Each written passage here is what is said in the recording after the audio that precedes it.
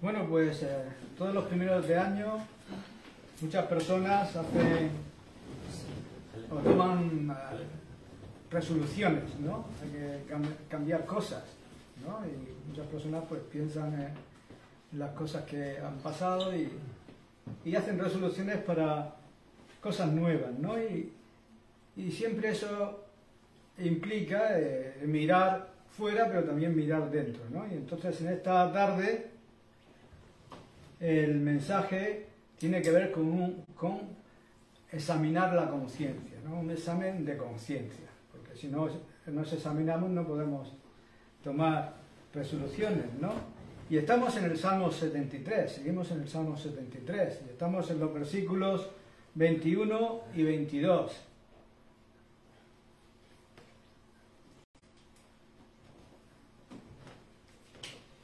Y dice: se llenó de amargura mi alma, y en mi corazón sentía punzadas. Tan torpe era yo que no entendía. Era como una bestia delante de ti, ¿no? Y aquí llegamos a otro paso más en la narración de la crisis por la cual pasó el salmista, ¿no? En su andar piadoso. Hemos visto cómo su forma de pensar con respecto a los impíos y a Dios fue corregida. Ahora entramos a considerar cómo, en un tercer aspecto, su pensamiento acerca de sí mismo también fue corregido. Y esto lo describe en forma vívida y a la vez rigurosa en los dos versículos que estamos considerando y que hemos leído. Notemos primero el sorprendente contraste que presenta con lo que anteriormente dijo de sí mismo, en los versículos 13 y 14 del Salmo. Allí dijo: en vano he limpiado mi corazón y lavado mis manos en inocencia, pues he sido azotado todo el día y castigado todas las mañanas, ¿no? Es una persona que se siente o se tiene mucha lástima, ¿no? Es un hombre correcto, un hombre bueno, se le está presionando mucho, se le trata injustamente y aún Dios parece ser injusto con él. Y esto es lo que pensó acerca de sí mismo fuera del santuario, ¿no? Sin embargo, dentro del santuario todo cambió. Se llenó de amargura mi alma y en mi corazón sentía punzadas, tan torpe era yo que no entendía, era como una bestia delante de ti, ¿no? ¿Qué transformación es esta, ¿no? Qué concepto totalmente diferente de sí mismo. Y todo como resultado de que su forma de pensar fue corregida y hecha verdaderamente espiritual. Esto es un asunto muy importante y el punto más sobresaliente en todo el desarrollo de la enseñanza de este salmo. Seamos bien sinceros y honestos y admitamos que nosotros somos muy propensos a detenernos antes de llegar a esta posición, a este punto. Estamos satisfechos con leer acerca de los impíos y no conozco a nadie que se haya incomodado por un sermón que muestra cómo los impíos han sido puestos en lugares resbaladizos, ¿no? También está esta gran y exaltada doctrina acerca de Dios, de que Jehová reina, ¿no? A todos nos gusta escuchar acerca de ella. Aceptamos la enseñanza en cuanto al juicio de los impíos y nos gusta leer de la gloria y la majestad de Dios, porque esto nos hace sentir que todo está bien con nosotros. El peligro es detenernos en este punto y no seguir más adelante. El salmista, sin embargo, siguió adelante, y al hacerlo no solamente nos revela su honestidad, sinceridad, veracidad, que eran parte tan esencial de su formación, sino que también, y esto es lo que quiero enfatizar, exhibe una comprensión de la naturaleza de la vida espiritual. En estos dos versículos tenemos un relato de su arrepentimiento. Nos enteramos de lo que dijo de sí mismo y en particular acerca de su reciente conducta. Es, por cierto, un clásico ejemplo de un honesto examen de conciencia. Os invito a considerar esto conmigo por la importancia que tiene en la disciplina cristiana. Este arrepentimiento, este estado en el cual el hombre se detiene y habla consigo mismo, es uno de los aspectos más esenciales y vitales en lo que comúnmente se llama disciplina de la vida cristiana. No me disculpo por enfatizar este punto nuevamente, porque es algo que ha sido seriamente descuidado en estos días. ¿Con cuánta frecuencia oímos acerca de la disciplina en la vida cristiana? ¿Cuántas veces hablamos de eso? ¿Cuántas veces lo encontramos realmente en el centro del andar cristiano?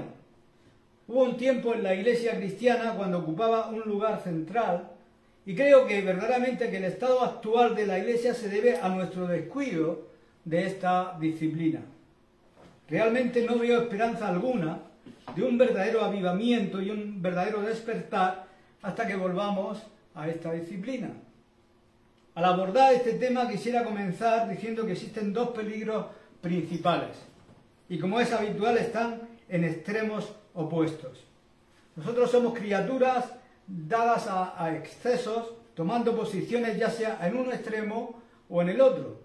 La dificultad está en caminar en la posición correcta, evitando las reacciones violentas, porque la verdadera posición en la vida cristiana es generalmente en el centro, entre los dos extremos.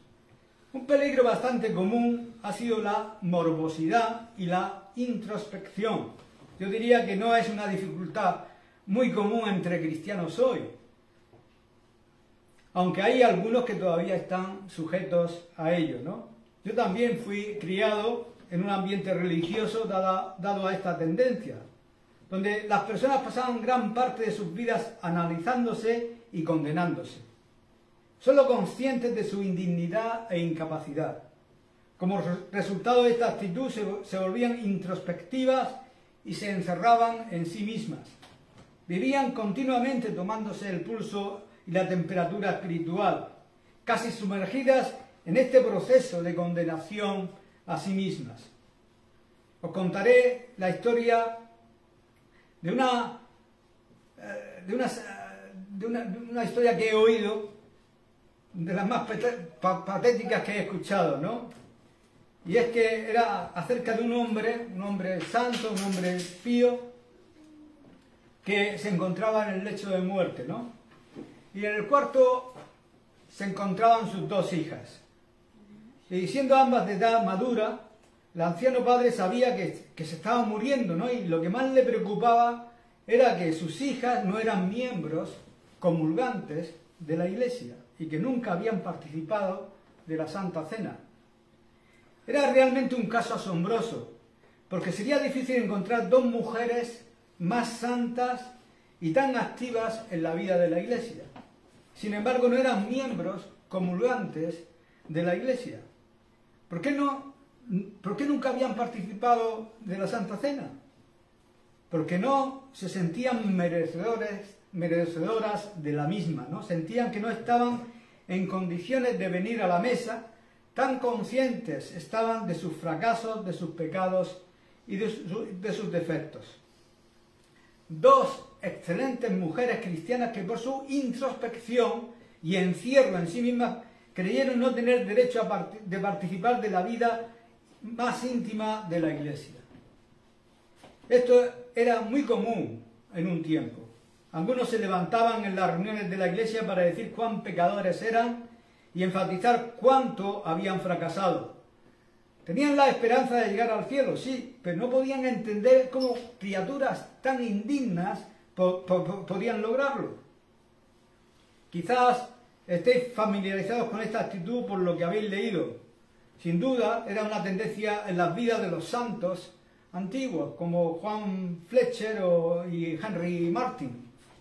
Estos no eran casos extremos, pero evidentemente tenían esta tendencia y era una fase de la piedad de aquella época.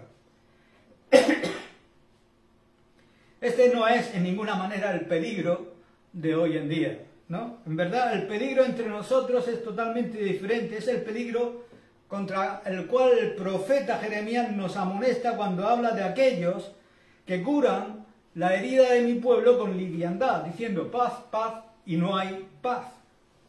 Es el extremo opuesto a la otra tendencia.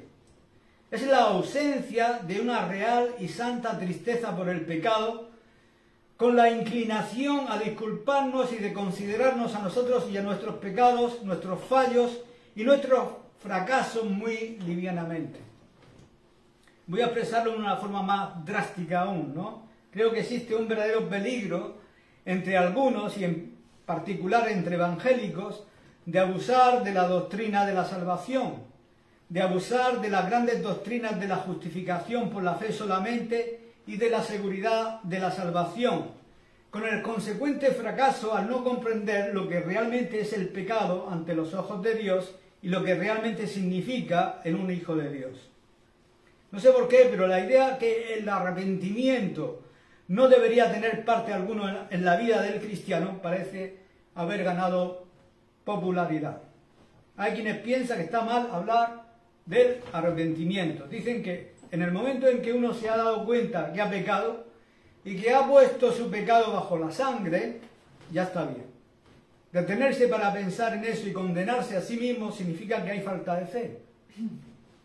En el momento que miramos a Jesús, ya está todo bien. Nos curamos a nosotros mismos muy fácilmente. En verdad, no vacilo en decir que el problema con la mayoría de nosotros, en un sentido, es que somos demasiado sanos espiritualmente. Lo digo enfáticamente, somos demasiado volubles y muy superficiales.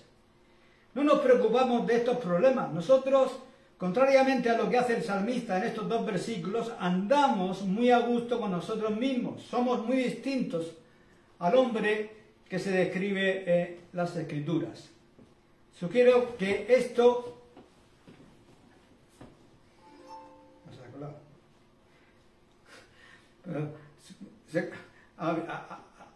Recordarme que apague el internet cuando comparta.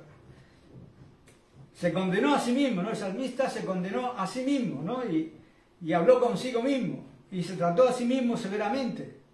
Y fue solo después de esto que se levantó y se volvió a su padre.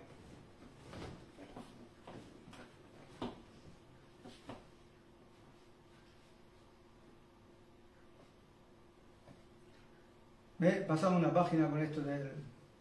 Aquí estaba diciendo que éramos muy diferentes al hombre que se describe en las Escrituras, ¿no? Y esto, sugiero que esto se debe al hecho de que nosotros no hemos llegado a dar el paso que el salmista dio, ¿no? En el santuario no solamente se dio cuenta acerca de los impíos y de Dios, sino también acerca de sí mismo. Y parece que hoy en día no hacemos esto, ¿no? Y el resultado es la falsa apariencia de salud, como si todo estuviera bien con nosotros. Hay muy poco de polvo y cenizas, ¿no? Hay muy poco de divina tristeza por el pecado. Hay muy poca evidencia de un verdadero arrepentimiento. Y deseo mostrar que la necesidad de arrepentimiento y la importancia del mismo es algo que se enseña en todas las Escrituras. Un ejemplo clásico de esa enseñanza, desde luego, se encuentra en la parábola del hijo pródigo.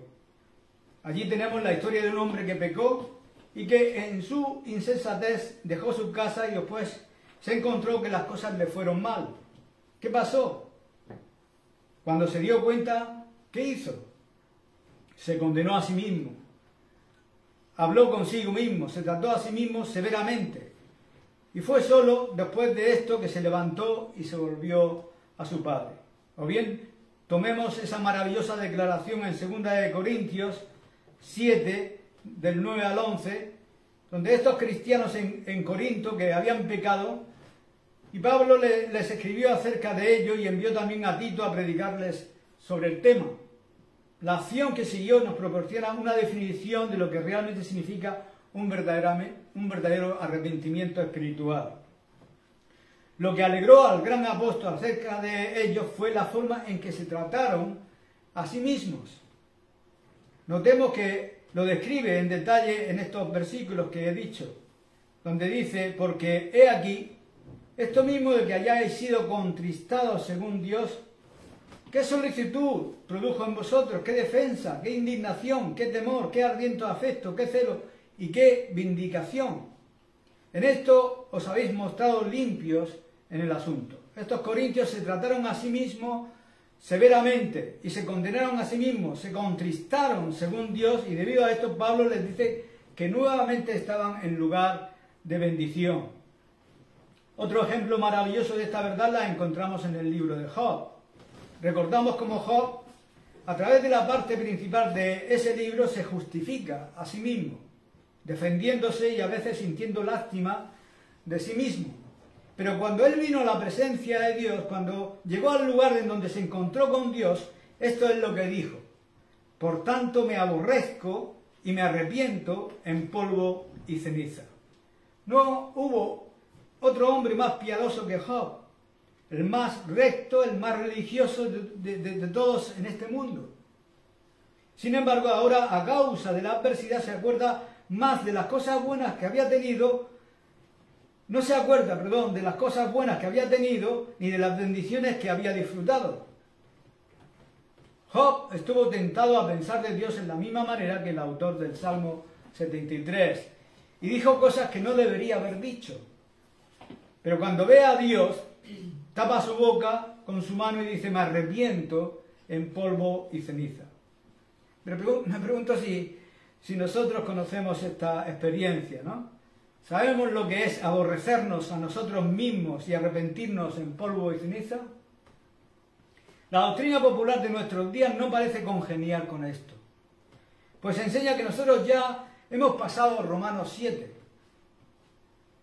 No debemos hablar de sentirnos tristes por el pecado, porque esto significaría estar todavía en las primeras etapas de la vida cristiana.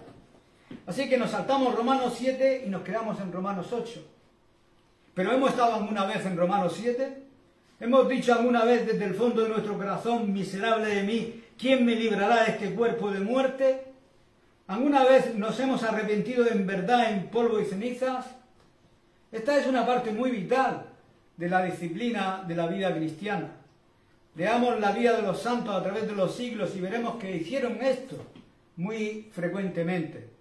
Leamos nuevamente la vida de Henry Martyn, por ejemplo, miremos a cualquiera de los grandes hombres de Dios y encontraremos que muchos de ellos se aborrecían a sí mismos, odiaban sus vidas en este mundo, se odiaban a sí mismos en este sentido.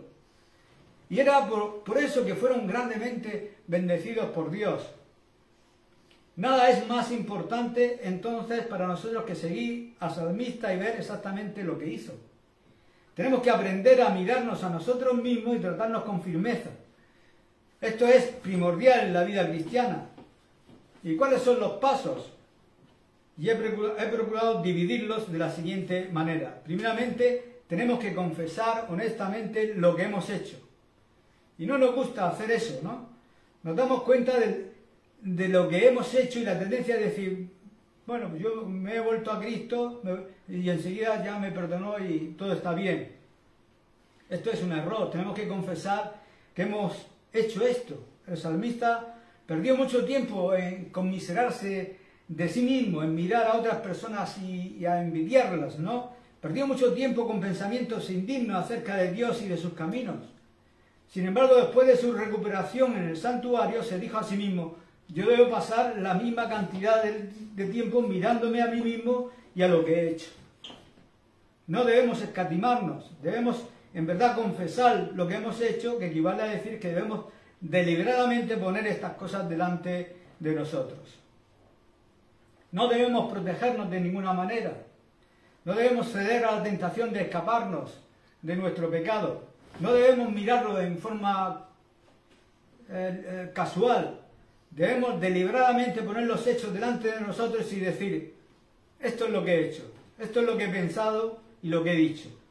Pero no solamente esto, debemos analizar y desmenuzar esto en todos sus detalles y considerar todo lo que involucra e implica. Esto es lo que por medio de la disciplina propia debemos hacer de una manera implacable y resueltamente. Es indudable que el salmista hizo esto. Es por esto que termina diciendo: era como una bestia delante de ti. Nosotros nunca nos aborrecemos si no hacemos esto. Debemos poner nuestro pecado delante de nosotros hasta que veamos tal cual es. Enfatizaré que debemos particularizarlo y analizarlo en detalle. Y sé que esto es penoso. Significa que no solo es suficiente ir a Dios y decir, Dios, soy un pecador. Debemos detallar nuestro pecado, debemos confesarlo a nosotros mismos y a Dios minuciosamente. Ahora bien, es más fácil decir, soy un pecador, que he dicho algo que no debería haber dicho, o pensado algo que no debería haber pensado, o he abrigado un pensamiento impuro. La esencia del asunto es llegar hasta el detalle, particularizarlo, expresarlo todo, poner todos los detalles delante de uno mismo, analizarse a uno mismo y enfrentar el horrible carácter del pecado hasta su más profundo detalle. Esto es lo que los maestros de la vida espiritual han hecho. Leamos sus manuales, leamos las publicaciones de los hombres más santos que han adornado la vida de la Iglesia y nos daremos cuenta que siempre han procedido así. Ya he recordado a Juan Fletcher.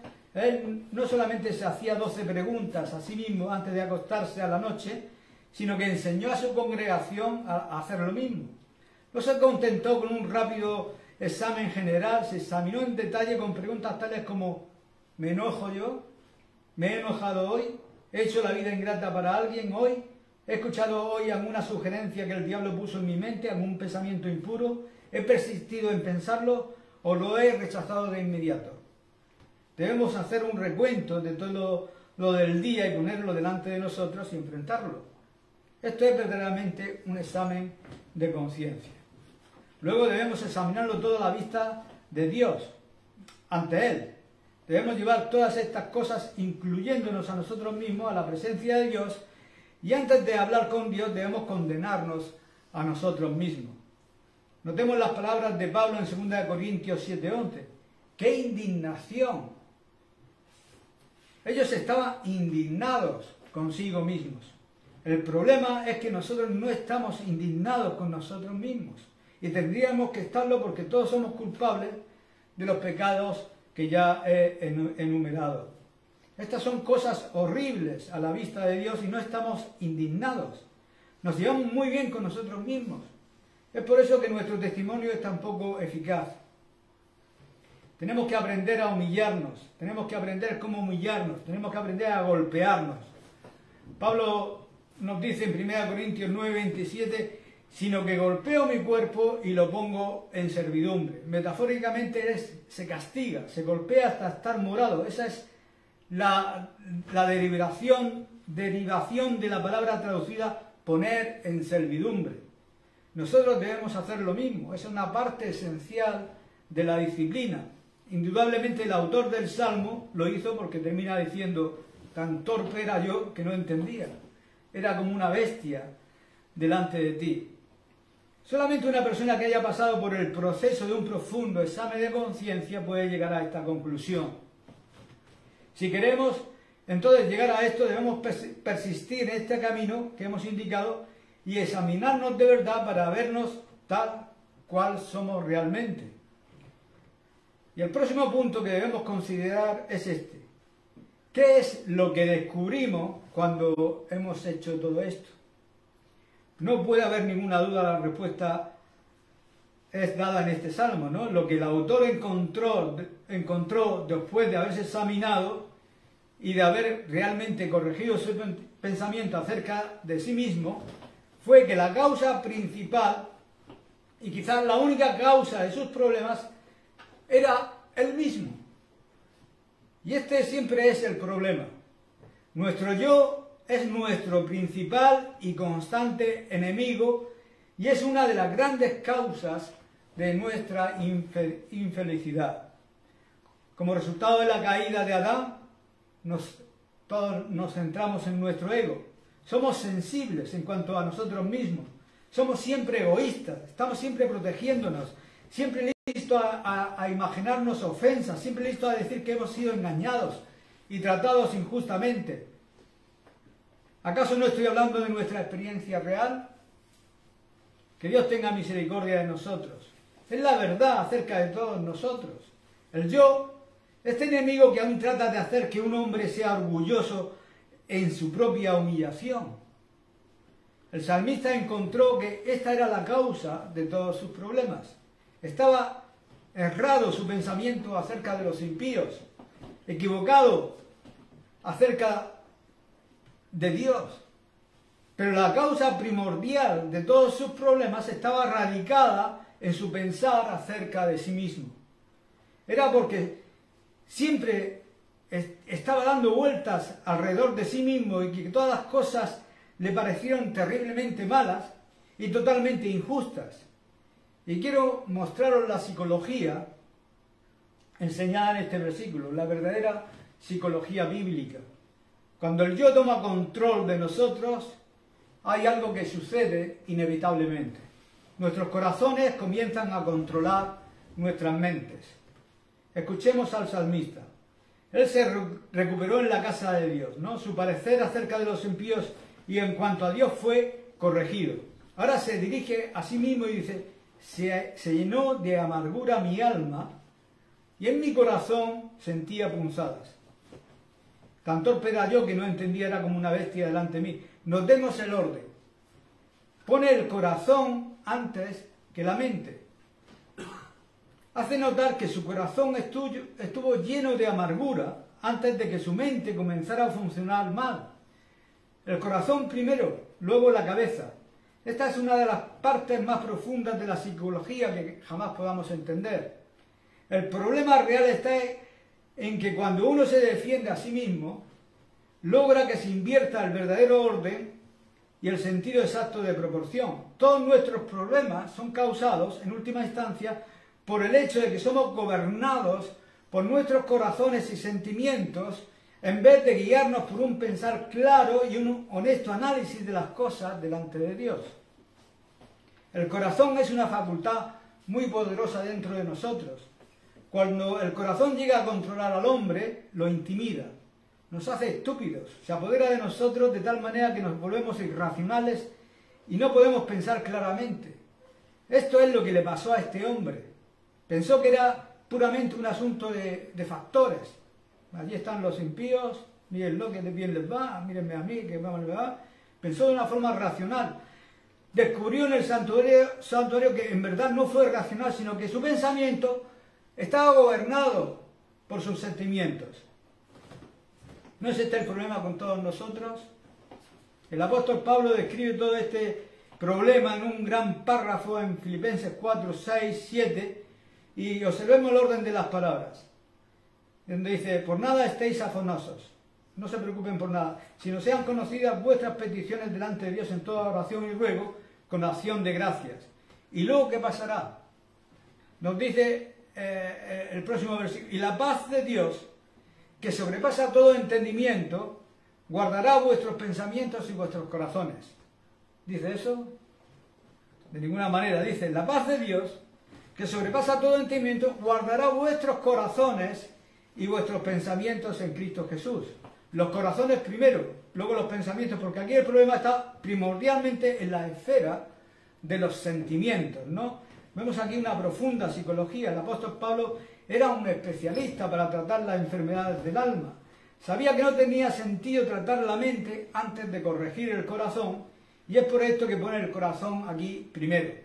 El problema con cualquiera que está en esta condición, que siente que está pasando por malos momentos y que las cosas no le están yendo bien, es que comienza a cuestionar a Dios y en realidad la raíz de su problema es su propio corazón. Está turbado, que lo gobierna y lo controla. Sus sentimientos han tomado posesión de su persona y le han cegado a cualquier otra cosa. Todos los problemas y las luchas de la vida se deben en última instancia a esto. Podemos decir que los problemas familiares, las disputas entre marido y mujer, las peleas entre parientes, las discusiones entre clases y grupos, las peleas entre naciones, se deben al hecho de que el yo es controlado por las emociones. Si nos detenemos a pensar, podemos ver cuán malo es esto. Porque lo que realmente estamos diciendo es que somos absolutamente perfectos y que todos los demás están equivocados. Pero es patente que esto no puede ser cierto porque todos dicen lo mismo. Todos somos gobernados por este sentimiento acerca de nosotros mismos. Y estamos tentados a decir, los demás no se portan bien conmigo. Siempre soy malentendido, siempre me hieren. Los demás dicen exactamente lo mismo. El problema es que nosotros somos controlados por nuestro yo. Vivimos en base a nuestras emociones y somos gobernados por ellas. Y decimos, no veo por qué debo ceder. Y nos afirmamos en nosotros mismos. Aún inconscientemente ponemos énfasis en esto. ¿Yo? ¿Qué he hecho de malo? ¿Por qué me han tratado así a mí? El salmista dice, se llenó de amargura mi alma y mi corazón sentía punzadas. Es siempre el corazón. El principio que quiero enfatizar es que cuando el yo tiene el predominio, afecta a nuestras emociones. El yo no puede soportar un examen intelectual verdadero. Si nos ponemos a pensar sobre esto, nos daremos cuenta cuán necios somos. Porque luego diremos, yo siento esto, pero sí, así siente la otra persona. Yo digo esto, pero él también dice lo mismo. Evidentemente los dos pensamos que tenemos razón. Los dos tenemos la culpa y soy tan malo como el otro. El que se siente disminuido, dijo Juan Bunyan, no teme la caída. El que es humilde no teme al orgullo. Tenemos que aprender a controlar cuidadosamente nuestros corazones. No es de extrañar que las Escrituras dicen, dame, hijo mío, tu corazón. No es sorprendente que Jeremías dice, engañoso es el corazón más que todas las cosas y perverso. ¿Y qué tontos somos en nuestra psicología? Nuestra tendencia es decir acerca de otro, no es muy intelectual, no entiende mucho, pero tiene buen corazón. Eso está mal. Por más falta de inteligencia que tengamos, nuestras mentes son mucho mejores que nuestros corazones. Hablando en términos generales, los hombres no son malos porque piensan, sino porque no piensan. Este pobre hombre del Salmo 73 era controlado por su corazón, pero no lo sabía. Pensaba que tenía razón. El corazón es engañoso, es muy hábil y astuto, es por eso que tenemos que vigilarlo. Y esta es la condenación. Leemos en Juan 3:19 que la luz vino al mundo y los hombres amaron más las tinieblas que la luz porque sus obras eran malas. Es el corazón el que está mal. Y es así que terminamos con el consejo del hombre sabio en Proverbios 4:23, donde dijo, sobre toda cosa guardada, guarda tu corazón porque de él mana la vida. Vigila tu corazón, vigila a ti mismo, vigila tus emociones. Cuando tu corazón está amargado, todo está dolorido y nada está bien. Es el corazón lo que domina todo y hay un solo remedio final para el corazón dolorido y amargado.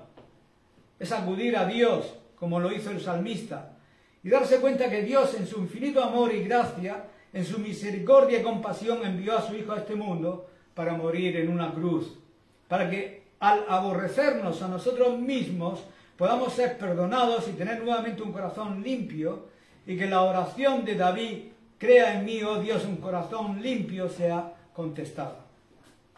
La respuesta a esa oración está en Cristo. Él puede limpiar el corazón y santificar el alma. Una vez que el hombre se conoce a sí mismo y ve lo horrendo de su pecado y el engaño de su corazón, sabe que tiene que acudir a Cristo. Allí encuentra perdón, purificación, una nueva vida, una nueva naturaleza, un nuevo corazón, un nuevo hombre. Gracias a Dios por este Evangelio que puede dar al hombre un nuevo corazón y renovar un espíritu recto dentro de él. Amén. Amén.